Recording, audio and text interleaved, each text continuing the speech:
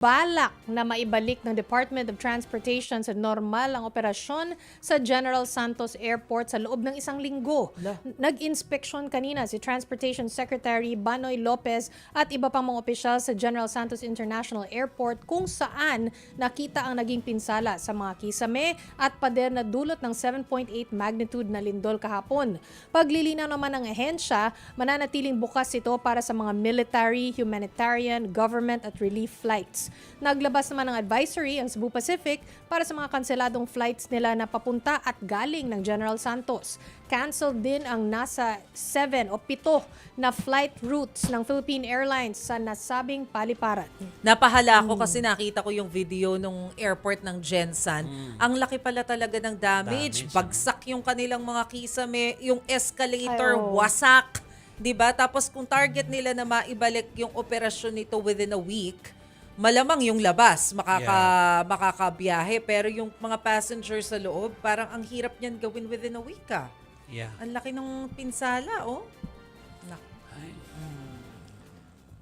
So, Mase, puntahan Oo. natin. So Oo, makibalita sa Gensan po yan, tayo oo. mga kapatid ha, naroroon sa General Santos City ang ating pong mobile journal na si Evan Tarinque. Evan, kamusta ka dyan? Hi, Ivan.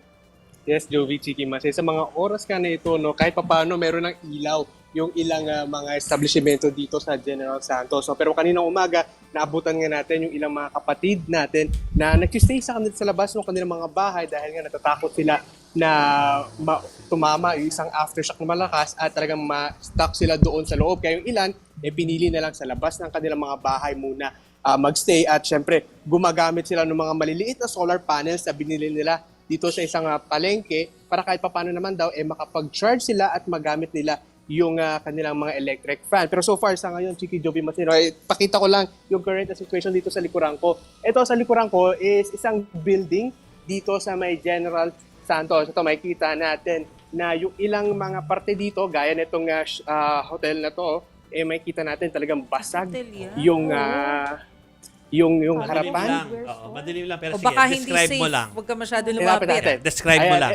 Ito makita natin basag yung salamin, yung isang Korean na shop, basag din at talaga nagtapon yung mga laman sa loob. Itong hagdanan, makikita natin, disconnected na yung hagdanan dahil nga doon sa lakas ng pag-alog. Ito makikita natin yung shrapnels ng mga salamin na nilinis na kanina.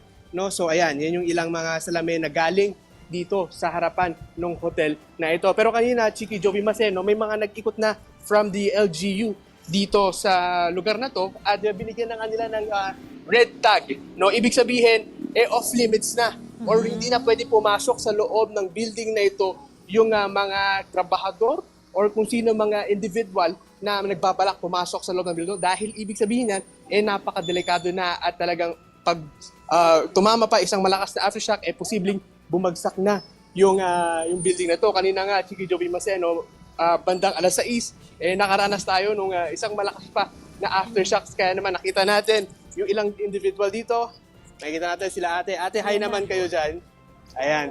So currently nag-aantay sila dito sa labas dahil nga bawal sila pumasok plus yung aftershock baka muling tumama. Chiki, Joby, Maseno. Oo, pero Ivan, yung building na pinakita mo sa amin, yung hotel, luma ba yan o hindi? And mostly sa na-observe mo, yung mga talagang na destruct talaga no, na mga buildings, mga luma ba siya? Kasi usually ang ina-assume pag bago, updated dun sa building code. Chiki, etong building na ito, medyo bago-bago pa siya, no?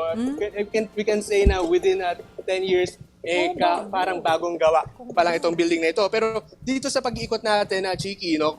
Pati yung mga dito sa Injansa, no? Ang talaga nakita natin na may malalaking damage is yung mga fast food restaurants, no? Na nakita natin, no? Kadalasan sila yung talagang may pinakamalaking destruction at talagang may nakitang pagguho, no? Gaya nga nung isang fast food restaurant dito. Actually, nasa bandang likuran ko lang siya. Di ko alam kung makikita on camera, pero nandun lang siya sa may bandang likod yung isang fast food restaurant na gumuho na nag-viral online, no? And kwento nung ilang mga residente dito, kaka-rehabilitate lang or kaka-ayos lang nung certain na fast food restaurant na yun, like parang 1 month ago, pero yun yung naging sitwasyon nung nung restaurant na yon, Chiki. Pero yung katabi ng fast food restaurant na nag-viral, Iglesia ni Cristo, no, kapilya, hindi na-damage yung kapilya. Tama ba? Ang ganda ng structural design Oo. nila. Tama ka dyan, Mase, no? Yung talaga, yung parte na yun talaga, yung malaking damage lang talaga doon, yung fast food restaurant. Pero aside from that, wala naman ng ilang building. Meron pa, actually, yung katapat ng building, isa siyang government building at talagang yung structural damage is nasa loob. Na bumagsak yung mga salamin at yung mga kisame. So yun yung dalawang nakita natin na major na naapektuhan doon sa lugar na yon, Chiki. Jovi, Evan? Mase. Oo. Sabi mo kanina, marami nga yun na damage dyan ng mga fast food restaurants, ang daming affected ng mga infrastructure. So, number one, may mga bukas na ba na mga supermarket, palengke na pwedeng pagbilhan ng mga kapatid natin dyan ng pagkain, mga basic needs? And second, paano yung mga ospital? Paano pag may emergency?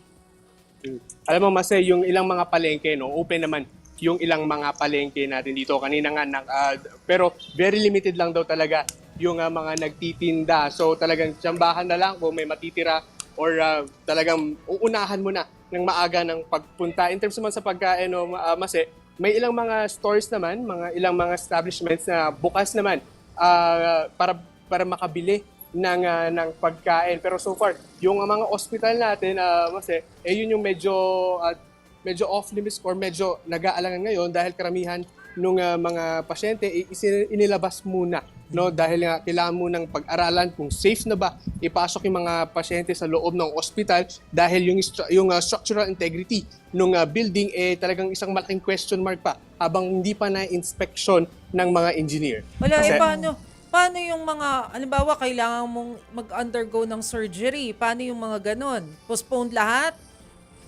Alam mo, Mase, may ilan tayong mga nakita, no, na na-postpone yung kanilang surgery, no? Dahil nga yung kailangan muna i-check or yung safety muna ng mga pasyente, syempre yung building talagang napaka-importante na ma-establish na safe na ipasok sa loob at talagang sanitize, malinis at kung tumama man yung isa pang malakas na aftershock kakayanin at tatayo yung building. So may mga ilan na talagang postpone muna at nausog yung kanilang schedule for kanilang mga surgery. Mase? Meron kami nakikita ngayon, Ivan, no, na nagluluto sa labas, no? Baka meron kang mga kwento dyan o isang kwento na talagang tumatak sa'yo dun sa mga residente dyan sa General Santos.